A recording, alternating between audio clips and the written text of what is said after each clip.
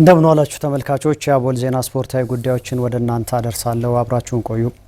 የአማራ ክልል የፌዴሬሽኖች አዳዲስ ስራ አስፈጻሚዎች የክልሉን ስፖርት የማሳደግ ስራ እንደሚጠበቅባቸው ተጠቆመ።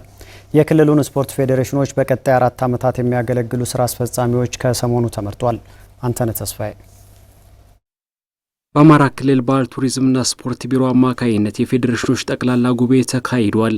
በዚህ የፌዴሬሽኖች ጠቅላላ ጉባኤ ባለፉት 4 ዓመታት የፌዴሬሽን አመራሮች በመሆን ሲያገለግሉ የነበሩ የስፖርት ፌዴሬሽን አባላት በአዲስ አመራሮች ተተክተዋል። በውድድር ቦታዎች ላይ መጥቶ እገዛ ድጋፍ የማያደርግ ከሆነ ስልጠናዎችን የማይመጣ ከሆነ ወጣቶችን የሚያበረታታ ካልሆነ ስፖርቱን ከሌሎች ነገሮች ጋር እያያያዘ ሊያግዝ ሊደግፍ የማይችል ከሆነ ኢሚዲየትሊ መተካካቱ የማይቀር ነው።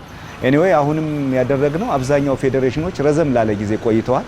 ደግሞ አሁን አዲስ ኃይል አዲስ ወጣት በአዲስ መንፈስ ደግሞ እንደገና ከዚህ ካለው ከወቅት ጋር የሚሰሩ እና ያገለግሉናል ብለን ያሰብናቸው ያንን ነው እንግዲህ ለማሳካት እየሞከርን ያለነው። የክልሉ ባህል ቱሪዝምና ስፖርት ቢሮ 11 ባለሙያዎችን በመመደብ የፌዴሬሽን ጽህፈት ቤት ኃላፊዎችን ከፌዴሬሽን የስራ አስፈጻሚ አባላት ጋር በመሆን የክልሉን ስፖርት ለማሳደግ በቅንጅት ሲሰሩ ቆይተዋል። የፌዴሬሽን ጽህፈት ቤት ኃላፊዎች እንደሚገልጹት ከሆነ በክልሉ ባጋጠሙ ችግሮች ምክንያት ባለፉት 4 ዓመታት በተለያየ መንገድ የክልሉን ስፖርት ለማሳደግ ጥረቶች ተከናውነዋል።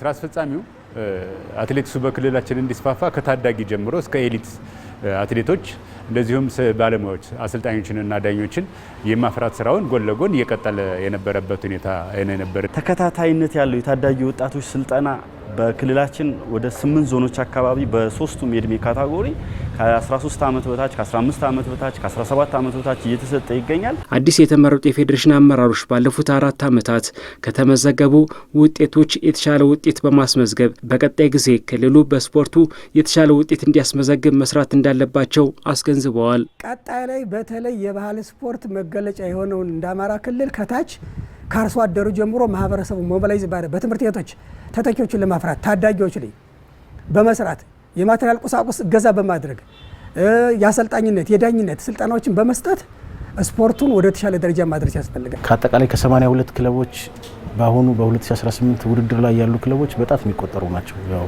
ባለው ነዋሪያዊ ሁኔታና ይሄ ፌዴሬሽን እነዛን ክለቦች መልሶ በተለይ በአገር አቀፍ ደረጃ በሚደረጉ ውድድሮች ላይ ተሳታፊ እንዲሆኑ የማድረግ ስራ በጣም ይጠበቅበታል። በሁሉም ዞኖች ላይ ስልጠናው እንዲሰጥ ማድረግ የተጀመሩ ስልጠናዎችን በተገቢ መንገድ እንዲሰጥና ጥሩ ስፖርተኞችን ለማፍራት መስራት ይኖርበታል።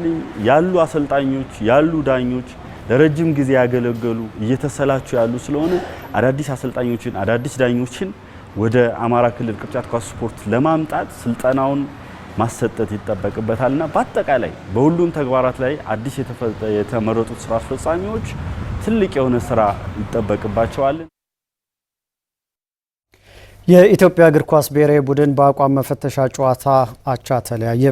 ትላንት ከማላዊ አቻው ጋር ሁለተኛውን ጨዋታ ያካሄደው ብሔራዊ ቡድኑ አንዳቻ ጨዋታውን ፈጽሟል። ባባቱንዴ ማላዊን በግብ ቀዳሚ ካደረገ በኋላ ቢኒያም በላይ የመጀመሪያው አጋማሽ ሳይጠናቀቅ ዋሊያዎቹን አቻ አድርጓል። ጨዋታውን በአንዳቻ ውጤት ተጠናቋል። በመጀመሪያው ጨዋታ ዋሊያዎቹ በፍጹም ጥላውን ብቸኛ ግብ ማሸነፋቸው ይታወሳል። አሰልጣኝ ዮሐንስ ሳሌ ቡድኑ የአጨራረስ ችግሩን በጊዜ ሂደት እንደሚፈታ ከጨዋታው በኋላ ተናግሯል። ቡድኑ ጫና መፍጠር መቻሉና በሁለቱም ጨዋታ ግብ ማስቆጠሩንም አድንቋል። የማላዊ አሰልጣኝ ካልሲቶ ፓሷ በበኩላቸው ጨዋታውን ማሸነፍ ይገባን ነበር ብሏል። የድሬዳዋ ሙቀት ግን ጫና አድርጎብናል ሲሉም ተናግሯል። የኢትዮጵያ ብሔራዊ ቡድን በመጪው መስከረም ወር ለ2027 የአፍሪካ ዋንጫ ለማለፍ የማጣሪያ ጨዋታዎቹን ማድረግ ይጀምራል።